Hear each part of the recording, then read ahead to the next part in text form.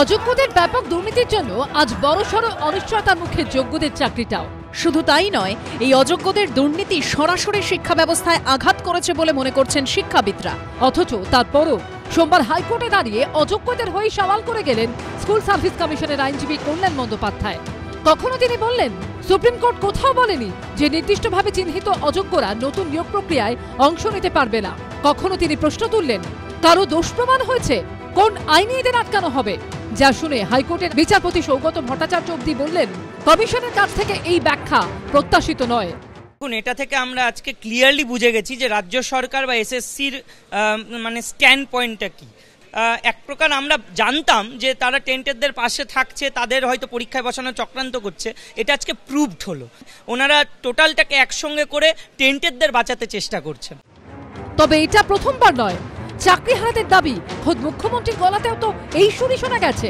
7ই April Netaji জোরে চাকরিহারাদের নিয়ে সভা করেন মমতা বন্দ্যোপাধ্যায়, যেখানে তিনি এই বার্তা দেন, আগে যোগ্যদেরটা হয়ে যাক, বাদ বাকি যারা থাকবেন, যাদের অযোগ্য বলা হচ্ছে তাদের বিরুদ্ধে কি কি এভিডেন্স আছে আমি দেখব। বিতর্ক এখানেই শেষ হয়নি। 30শে মে এসএসসির নতুন নিয়োগের বিজ্ঞপ্তি প্রকাশ করে রাজ্য সরকার, যেখানে একাডেমিক পারফরমেন্সের গুরুত্ব হ্রাস করা হয় আর শিক্ষকতার অভিজ্ঞতার জন্য 10 নম্বর ধার্য করা হয়। আর এখানেই প্রশ্ন ওঠে, এই বাড়তি 10 নম্বর কি অযোগ্যদেরই বাড়তি সুবিধা দেবে না?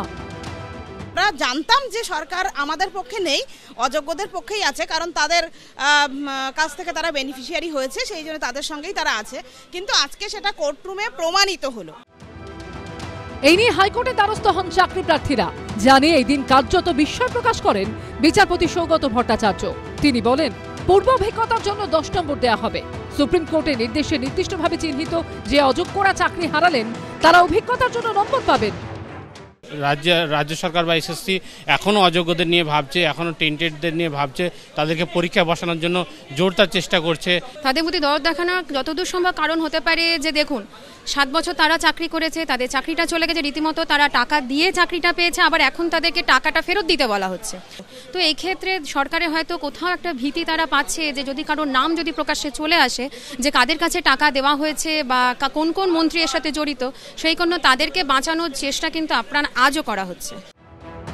পাল্টা রাজ্য সরকারের আইনজীবী বলেন, সুপ্রিম কোর্ট কোথাও বলেনি যে নির্দিষ্টভাবে চিহ্নিত অযোগ্যরা ভবিষ্যতে কোনো নিয়োগে অংশ নিতে পারবে না আর তাদের শিক্ষকতার অভিজ্ঞতা কেড়ে নেয়নি। আর চিহ্নিত অযোগ্যদের কার্যত পাশে দাঁড়িয়েই এসএসসির আইনজীবী কল্যাণ বন্দ্যোপাধ্যায় বলেন, একবার এই ব্যক্তিদের চাকরি বাতিল করা হয়েছে, বেতন ফেরতের কথা বলা হয়েছে। এখন যদি আবার নিয়োগে অংশ নিতে না দেয়া হয় তাহলে তাদের একই অপরাধের জন্য 2 বার শাস্তি দেয়া হবে। তুমি টেন্টেড লোকেদের তো জিন্দগি ভর পানিশমেন্ট দিতে পারো না রে ভাই। এটা কোন আইনে আছে যে একটা লোককে ডবল পানিশমেন্ট দেবো, ট্রিপল পানিশমেন্ট দেবো, হোল লাইফ পানিশমেন্ট দেবো?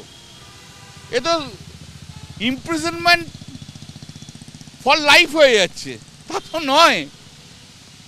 টেন্টেড চাকরি গেছে, তারা টাকা ফেরত দিয়েছে, এবার তুমি মেরিটে এলে পাবে, না পেলে না পাবে।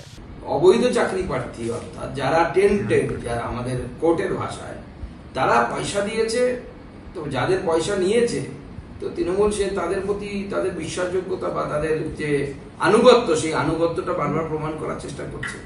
সোমবার হাইকোর্ট স্পষ্ট নির্দেশ দিয়েছে, সুপ্রিম কোর্টের নির্দেশ মেনেই নিয়োগ প্রক্রিয়া চালাতে হবে। সৌভিক মজুমদার, ঐশী মুখোপাধ্যায় ও আশাবুল হোসেনের রিপোর্ট, এবিপি আনন্দ।